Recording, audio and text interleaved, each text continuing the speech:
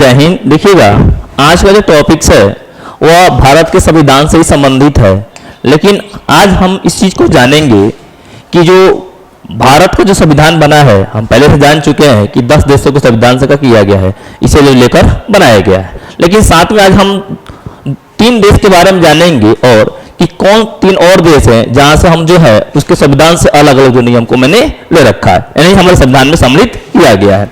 तो आज हम 3 देश के बारे में जानेंगे। पहला है आपका जो है कहे तो जापान, ठीक है ना, जापान की बात करेंगे। दूसरा है आपका दक्षिण अफ्रीका और तीसरा है सोवियत संघ। यानी 3 देश के बारे में हम लोग क्या करेंगे, चर्चा करेंगे। एक बार फिर से जान लेते हैं, 3 देश के हम लोग जो है संविधान से लिया गया नियम के बारे में जानेंगे जो भारतीय संविधान में क्या है, सम्मिलित है। तो चलिए पहला बात जान लेते हैं, जापान के संविधान से क्या लिया गया है। जापान के संविधान से विधि द्वारा स्थापित प्रक्रिया, यानी जो विधि विधान बनाया गया उसके उस प्रक्रिया को हमें जो है एक प्रॉपर ढंग से क्या किया जाए, एग्जीक्यूट कराना, चलाना है।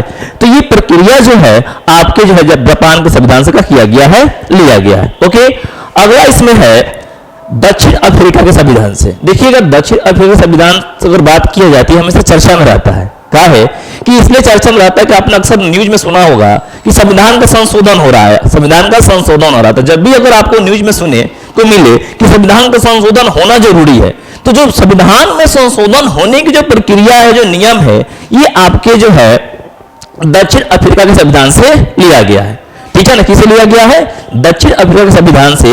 जो भारत में जो हमारा जो है भारत का जो संविधान है उसमें हमको संशोधन करना है, तो जो संशोधन करने की जो प्रक्रिया है वो प्रक्रिया कहां से लिया गया है, दक्षिण अफ्रीका के संविधान से। दूसरा एक चीज इसमें और महत्वपूर्ण चीज लिया गया है, क्या, जैसे हम जानते हैं कि भारत में जो लोकसभा होता है उसमें 2 आपका जो सभा होती है, सॉरी जो संसद होता है उसमें 2 सभा होती है, लोकसभा और क्या, राज्यसभा। लेकिन जो राज्यसभा का जो है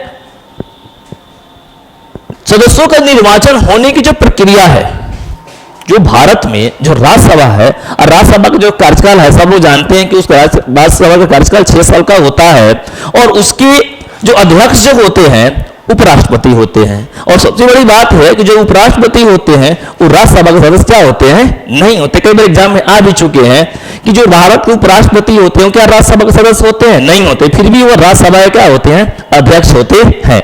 तो भारत में जो राज्यसभा के लिए जो निर्वाचन होता है उसकी जो प्रक्रिया जो है आपकी दक्षिण अफ्रीका से किया गया है, लिया गया है।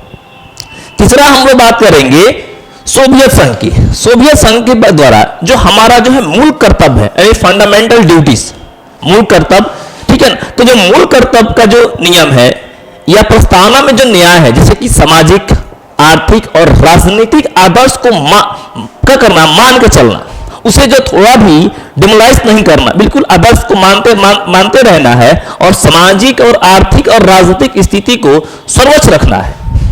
तो ये जो नियम है ये भी कहां से लिया गया है, तो ये जो नियम जो है सोवियत संघ के संविधान से किया गया है, लिया गया